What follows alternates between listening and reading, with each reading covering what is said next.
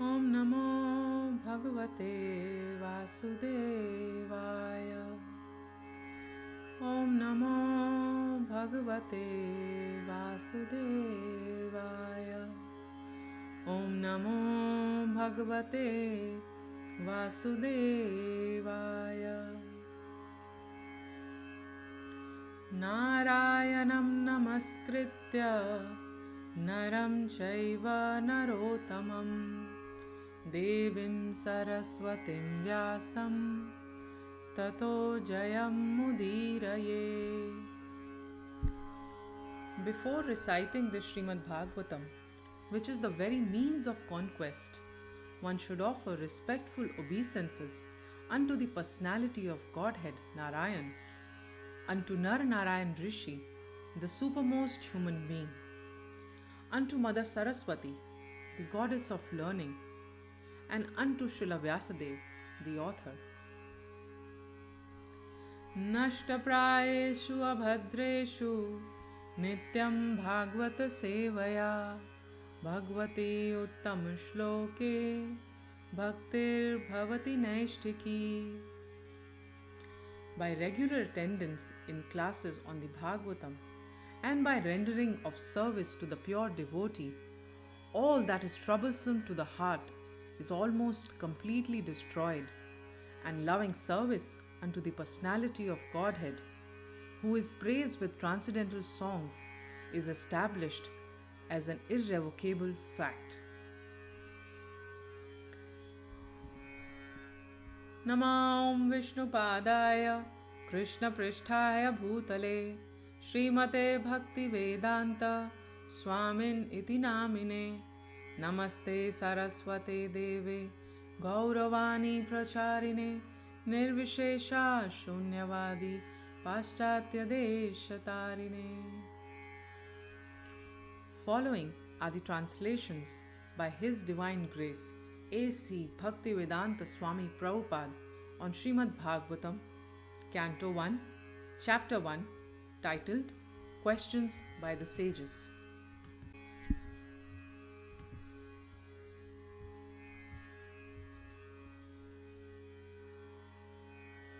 Translations by Srila Prabhupada. Text 1. O my Lord Shri Krishna, Son of Vasudeva, O all-pervading personality of Godhead, I offer my respectful obeisances unto you. I meditate upon Lord Shri Krishna because He is the absolute truth and the primeval cause of all causes of the creation, sustenance, and destruction of the manifested universes. He is directly and indirectly conscious of all manifestations, and He is independent because there is no other cause beyond Him. It is He only who first imparted the Vedic knowledge unto the heart of Brahmaji, the original living being. By Him, even the great sages and demigods are placed into illusion, as one is bewildered by the illusory representations of water seen in fire or land seen on water. Only because of Him do the material universes, temporarily manifested by the reactions of the three modes of nature, appear factual, although they are unreal. I therefore meditate upon Him, Lord Shri Krishna, who is eternally existent in the transcendental abode, which is forever free from the illusory representations of the material world. I meditate upon Him, for He is the absolute truth. Text 2. Completely rejecting all religious activities which are materially motivated, this Bhagavad Puran propounds the highest truth, which is understandable by those devotees who are fully pure in heart. The highest truth is reality distinguished from illusion for the welfare of all. Such truth uproots the threefold miseries. This beautiful Bhagavatam, compiled by the great sage Vyasadeva, is sufficient in itself for God realization. What is the need of any other scripture? As soon as one attentively and submissively hears the message of Bhagavatam, by this culture of knowledge, the Supreme Lord is established within his heart. Text 3. O expert and thoughtful men, relish Srimad Bhagavatam, the mature fruit of the desire tree of Vedic literatures. It emanated from the lips of Sri Shukadev Goswami. Therefore, this fruit has become even more tasteful, although its nectarian juice was already relishable for all, including the liberated souls. Text 4. Once, in a holy place in the forest Naimisharanya, the great sages headed by the sage Shaunaka assembled to perform a great 1,000-year sacrifice for the satisfaction of the Lord and his devotees. Text 5. One day, after finishing their morning duties by burning a sacrificial fire and offering a seat of esteem to Srila Suta Goswami, the great sages made inquiries with great respect about the following matters.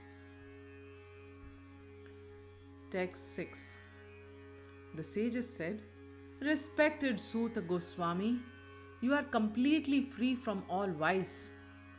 You are well versed in all scriptures famous for religious life, and in the Puranas and the histories as well, for you have gone through them under proper guidance and have also explained them.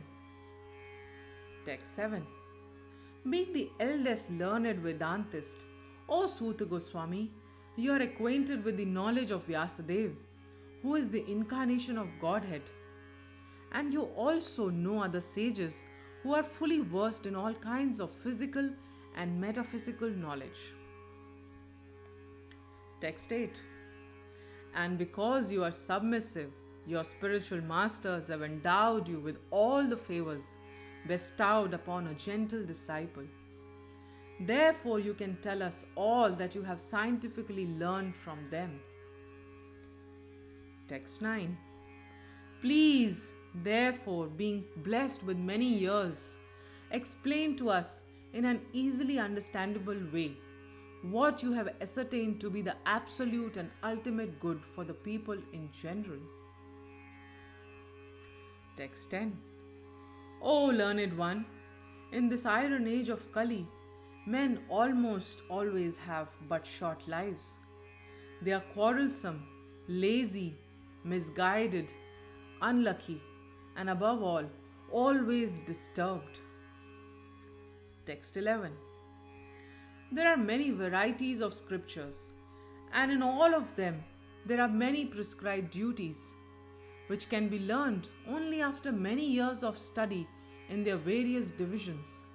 Therefore, O sage, please select the essence of all these scriptures and explain it for the good of all living beings, that by such instructions their heart may be fully satisfied.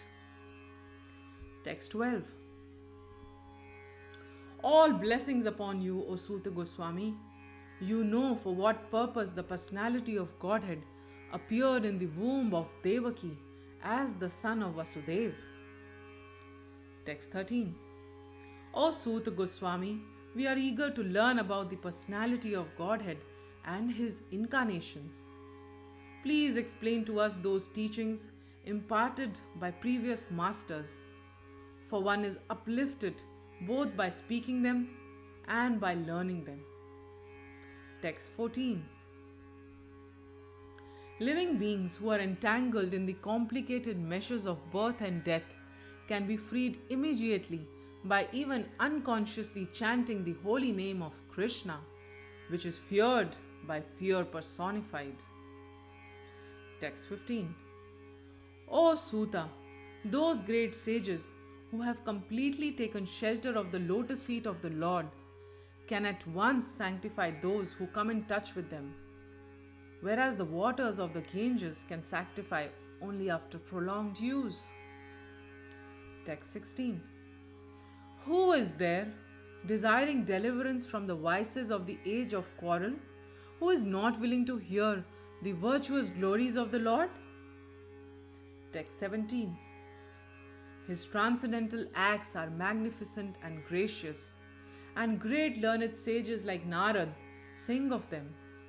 Please, therefore, speak to us who are eager to hear about the adventures he performs in his various incarnations. Text 18. O wise Suta, please narrate to us the transcendental pastimes of the Supreme Godhead's multi-incarnations. Such auspicious adventures and pastimes of the Lord, the Supreme Controller, are performed by his internal powers. Text 19. We never tire of hearing the transcendental pastimes of the Personality of Godhead, who is glorified by hymns and prayers. Those who have developed a taste for transcendental relationships with him relish hearing of his pastimes at every moment. Text 20. Lord Sri Krishna, the Personality of Godhead, along with Balaram, played like a human being, and so masked he performed many superhuman acts. Text 21. Knowing well that the age of Kali has already begun, we are assembled here in this holy place to hear at great length the transcendental message of Godhead, and in this way perform sacrifice. Text 22. We think that we have met your goodness by the will of Providence, just so that we may accept you as captain of the ship for those who desire to cross the difficult ocean of Kali, which deteriorates all the good qualities of a human being. Text 23. Since Sri Krishna, the Absolute Truth, the Master of all mystic powers, has departed for his own abode, please tell us to whom the religious principles have now gone for shelter. Grantaraj Srimad Bhagavatam ki jai, Srila Prabhupada ki jai.